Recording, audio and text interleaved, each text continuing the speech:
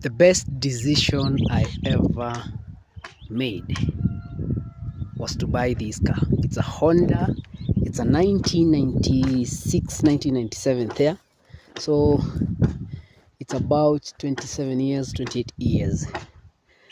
And this car has helped me ferry some materials for this project. This is a 2-bedroom loft coming up in our Simba suite, and this is how the area looks like.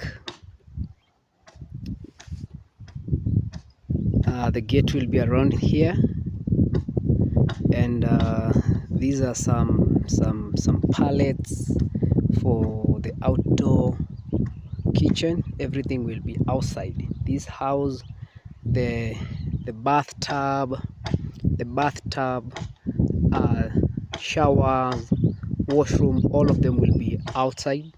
So the only thing that unit will contain are 2 bedrooms, a kitchenette, and a small lounge. And those are now logs split into 2, which now we are going to have like which will hold this house. And more and more cottages are going to come over there. Cheers. This project, can't wait to see how this will unfold. A day at a time, day 3.